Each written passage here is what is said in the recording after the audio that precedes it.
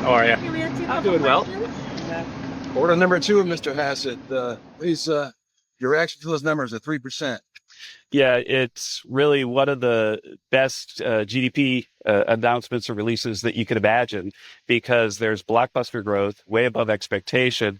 And there's also a real almost collapse in inflation. It went down by about 1.5% all the way down to 2.1%, which is the Fed's target. And so to have high growth with low inflation and also high income growth, personal income growth was 3%. That's just like about a sweet spot for a GDP release. And I will add that all of this happened while 127 billion in tariffs was raised, which is clearly not harming the American consumer. And we've been downsizing government in order to be more fiscally responsible. 70,000 federal jobs have been reduced, and 5%. There was a 5% reduction in federal government spending while all this was going on. How much money? How much the billions coming in the tariffs? And I'll just say that I'll go across, and you guys won't have to shout over each other. Okay, I'll try to go until I get too hot. One more. 100 degrees are out of here. Sure. One more. The India. The President Trump announced it today. Sure. The new tariffs kicking in India. Explain that, please. Right. Well, India's had a market that's been pretty much closed to American products, and we've been wide open to theirs. And I think President Trump is frustrated with the progress we've made with India, but feels that a 25% tariff will address and remedy the situation in a way that's good for the American people. What are you expecting for GDP for the third and the fourth quarters, if you can look ahead? Oh, thanks. Things go up and down. But one of the things, when I said that this is a real beauty contest winner of a GDP release, one of the things I look for is something in the release that gives me cause for optimism, why it should be even better next time. And there's a real big one of those in this release, which is because of the big, beautiful bill that people held back their construction, waiting to see like the expensing for factories and so on. And so one of the negatives was that there was a decline in that kind of construction and also multifamily construction, which we expect is fully going to rebound now that the bill has passed. And so I think that when you're thinking about what's going to happen next quarter, you're talking about 3% momentum, despite the fact that we had the negative drag from people holding off spending, waiting to see if the bill passed. And so I'm looking more like a 4% number for the second half of the year. Two on tariffs, if you don't mind. One on the president's announcement that India will also face an additional charge for its purchase of Russian oil. How high is that going to go, and for how long will it last? The president and James Agreed will have more information for you that shortly.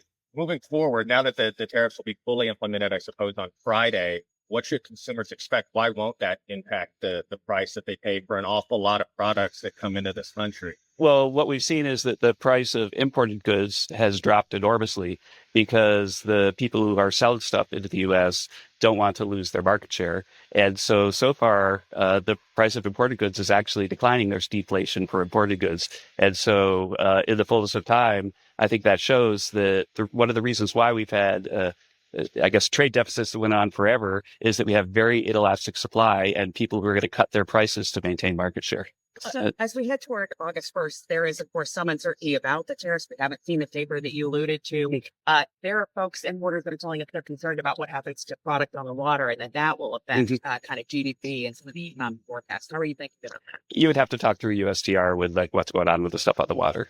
Thanks. On the GDP? I'm going to keep going this way, and then I'll come back. More with the hang-ups and the car with India that keeps the frustration. Is there any specific? No, I can't give you more information on the inside scoop on that. The president said last week on Friday that trade deals with Canada had stalled. Is that still the case? Is there any update there? I think that there's still hope for progress, and if the progress isn't what the president wants, then the deadline will kick in August. How did you settle on a 25% rate for India, and what's that going to mean for a country like India that exports more goods to the U.S. than any other country? Right. Well, I think that what's going to happen is that India is going to cut their prices to the U.S. In order to maintain their market share. That's what everybody else has been doing. And then they might reconsider their practices, which have led to this higher rate.